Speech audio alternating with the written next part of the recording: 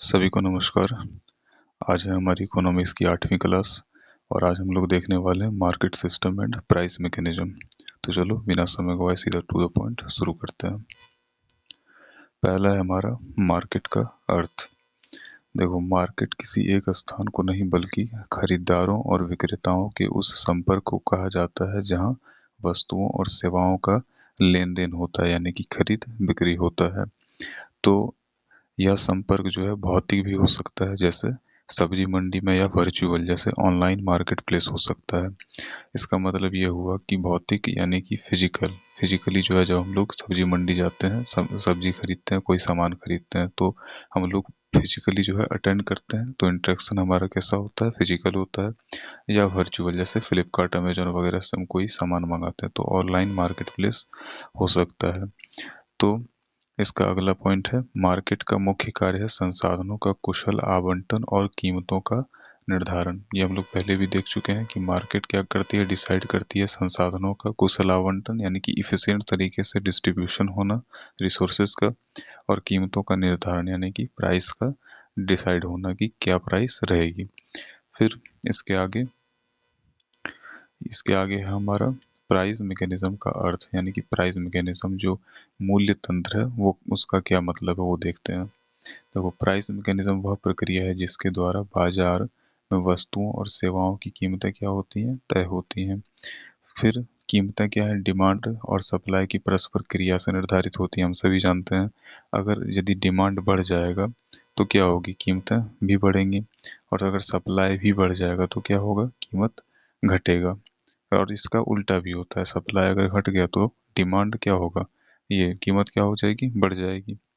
फिर डिमांड जब बदलती है तो या सप्लाई बदलती है तो कीमतें क्या होती है, स्वतः समायोजित हो जाती है। ध्यान रखना है, डिमांड बदलती है, सप्लाई बदलती है। डिमांड सप्लाई अगर घटा या बढ़ा, उसी को बदलना बोलेंगे, तो कीमत क्या होगी, कीमतें स्वतः समायोजित हो जाती है, यानी कि एडजस्ट हो जाती हैं वो अपने आप। ठीक। और इसे क्या कहते हैं, इसे मार्केट फोर्सेस भी कहा जाता है। ये बहुत इंपॉर्टेंट है। दरअसल मार्केट ही क्या करती है, डिमांड सप्लाई और कीमत को डिसाइड कर लेती है खुद ब खुद। तो इसी को क्या बोलते हैं, स्वतः समायोजन हो जाना। फिर इसके बाद है हमारा डिमांड का अर्थ। देखो, डिमांड किसी वस्तु को एक निश्चित मूल्य पर खरीदने की उपभोक्ता की इच्छा और क्षमता को दर्शाती है। डिमांड दरअसल मांग मांग क्या हो सकता है, मांग है किसी वस्तु को एक निश्चित मूल्य पर, एक खास प्राइस है, मान लो 100 रुपये है, ठीक है। तो 100 रुपये पर उपभोक्ता जो कंज्यूमर है, उसकी अगर इच्छा होगी उस वस्तु को खरीदने की, तो वो, और उसकी अगर क्षमता भी है, अगर उसके पास 100 रुपये हैं या कुछ रुपए हैं जिससे वो उस सामान को खरीद सकता है, तो ये क्या है, उसका डिमांड कहलाएगा। ठीक है, वही यहाँ पर लिखा गया है कि डिमांड किसी वस्तु को एक निश्चित मूल्य पर खरीदने की कंज्यूमर की इच्छा और क्षमता को दर्शाती है। यहाँ पर दोनों चीजें होनी चाहिए, सिर्फ एक चीज से काम नहीं चलेगा, इच्छा भी होनी चाहिए उसकी और उसकी क्षमता भी होनी चाहिए। ठीक है। फिर इसके बाद है हमारा कुछ महत्वपूर्ण बिंदु कि कीमत बढ़े तो डिमांड क्या होता है, डिमांड घटता है। सीधी सी बात है, कीमत बढ़ जाएगी तो लोग जो है कम खरीदना चाहेंगे, डिमांड घट जाएगी। और अगर कीमत घटे तो लोग क्या करेंगे, ज़्यादा से ज़्यादा चीज़ें खरीद लेंगे कम कीमत पर। इसीलिए फिर इस संबंध को डिमांड कर्व दर्शाता है, जो बाएं से नीचे की ओर ढलता है। इसको मैं भी दिखाऊंगा। तो इसको जो है किससे दिखाते हैं, डिमांड कर्व से दिखाते हैं, जैसा कि इस अगले स्लाइड में आप देख सकते हो। ये रहा हमारा डिमांड कर्व। आप यहाँ पर देख सकते हो, इधर है प्राइस और इधर है क्वांटिटी। देखो, एक क्वांटिटी Q1 एक खास प्राइस पर, दोनों का ग्राफ जब एक जगह मिलेगा तो उसको P1 बोला जाएगा। फिर इसी प्रकार क्वांटिटी 2 के लिए ये दूसरा पॉइंट, ये सबको क्या बोलेंगे, ये जो लाइन है हमारे, इसी को बोलेंगे डिमांड कर्व। ठीक है। इसके बाद फिर है हमारा चौथा पॉइंट, और यह है सप्लाई। सप्लाई का अर्थ यानी पूर्ति, आपूर्ति।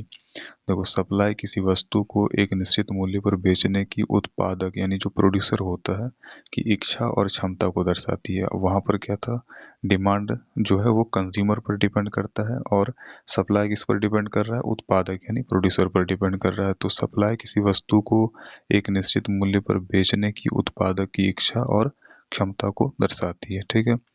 अब इसके आगे कुछ महत्वपूर्ण बिंदु हैं। कीमत बढ़े तो सप्लाई क्या होती है, बढ़ती है। जैसे कीमत बढ़ जाए तो सप्लाई क्या करेगा, प्रोड्यूसर चाहेगा कि और सामान मार्केट में पहुंचा दे, जिससे और ज़्यादा सामान उसका ज़्यादा कीमत पर बढ़े और उसको ज़्यादा मुनाफा हो। और इसका उल्टा, अगर कीमत घटे तो सप्लाई क्या हो जाएगी, सप्लाई घट जाएगी। कम कीमत पर सामान बिक रहा है तो सप्लाई क्या करेगा, घटा देगा, जिस वजह से कीमत जो है बहुत ज़्यादा ना घट जाए और उसको ज़्यादा नुकसान ना हो जाए। फिर सप्लाई कर्व बाएं से जो है दाएं की ओर ऊपर की ओर बढ़ता है। इसको अभी आप देख सकते हो इसके आगे, ये रहा हमारा सप्लाई कर्व, ये आप देख सकते हो, ये है सप्लाई कर्व। इधर क्वांटिटी है और इधर जो है प्राइस है। ठीक, अब इसके आगे ये रहा पांचवा पॉइंट हमारा, इक्विलिब्रियम प्राइस और इक्विलिब्रियम क्वांटिटी।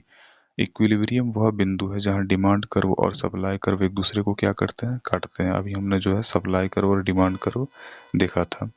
तो देखो, अगर ये क्वांटिटी है इधर और इधर प्राइस है, तो ये क्या होता था हमारा, बाएं से दाएं की ओर नीचे की ओर जाता था। इसको बोलते थे हम लोग डिमांड कर्व। ठीक है, मैं इसको सीधा DC से दिखाता हूँ, डिमांड कर्व।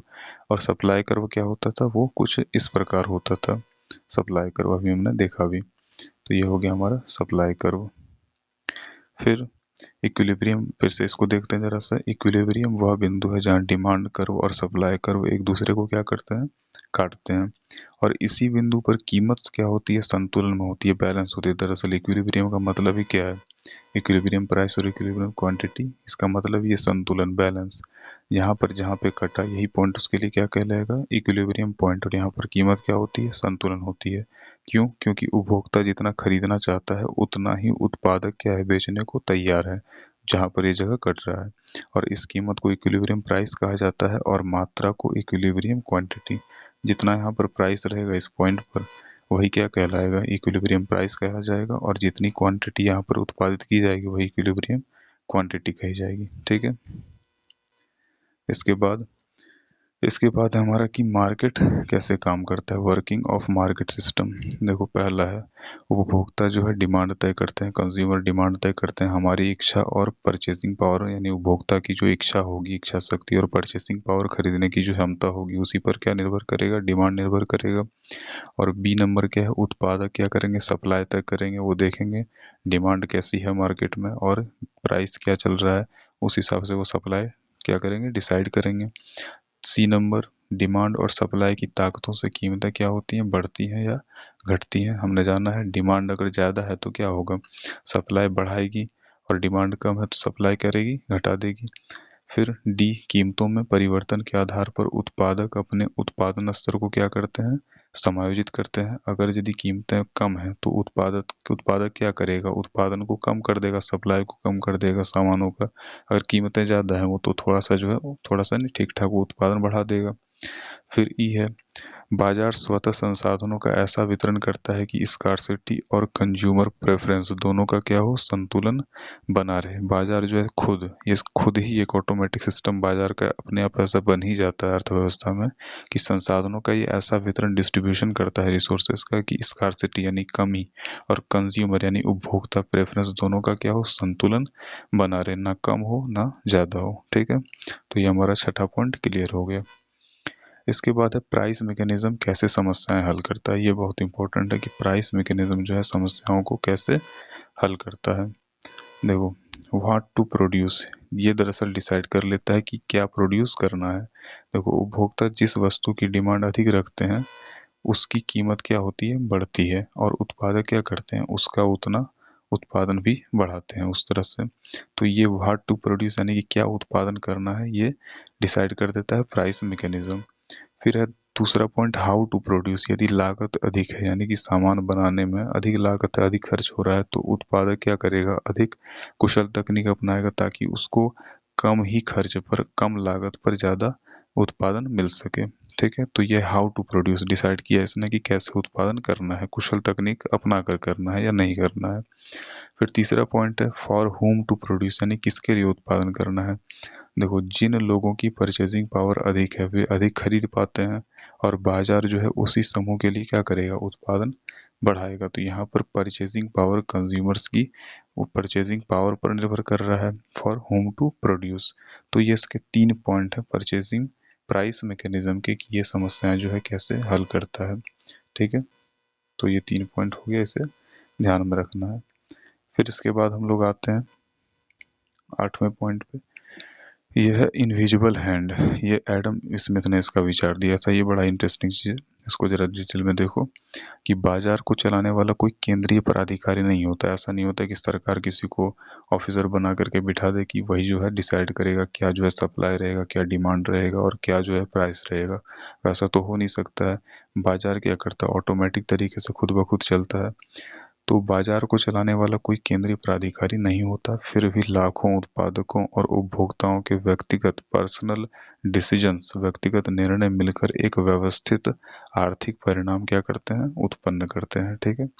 फिर एडम स्मिथ ने इस स्वतः स्फूर्त प्रक्रिया को क्या कहा, इनविजिबल हैंड का। ये बहुत इंपॉर्टेंट है, क्योंकि इकोनॉमिक्स क्या कर रहा है, खुद ब खुद अपने आप को वो डिसाइड कर रहा है। इसी को इन्होंने कहा एक स्वतः स्फूर्त प्रक्रिया, और इसको कहा इनविजिबल हैंड, एडम स्मिथ ने। फिर इसका अर्थ है कि लोग अपने स्वार्थ में काम करते हुए समाज के व्यापक आर्थिक हित को क्या कर रहे हैं, आगे बढ़ा रहे हैं। सब कोई अपने स्वार्थ में काम कर रहा है, खुद कमाने के लिए काम कर रहा है, अपना घर चलाने के लिए काम कर रहा है, लेकिन दरअसल ये होते हुए भी हर व्यक्ति समाज के एक व्यापक ब्रॉडर हित में क्या कर रहा है, आर्थिक हित को आगे बढ़ा रहा है। फिर यह कार्य क्या करता है, यह कार्य दरअसल प्राइस मैकेनिज्म के माध्यम से होता है। प्राइस मैकेनिज्म ही वो चीज़ है जो इकोनॉमिक्स को इस तरह से चलाती है, ऑटोमेटिक तरीके से। ठीक है, तो ये हो गया हमारा इनविजिबल हैंड, एडम स्मिथ का विचार।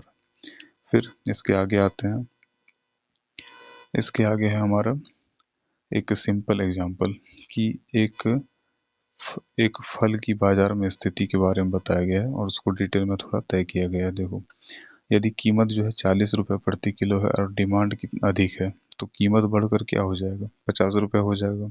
सीधी सी बात है, डिमांड अधिक है और जो है कीमत मात्र 40 है, तो क्या हो गया, कीमत बढ़ करके 50 रुपया हो गया।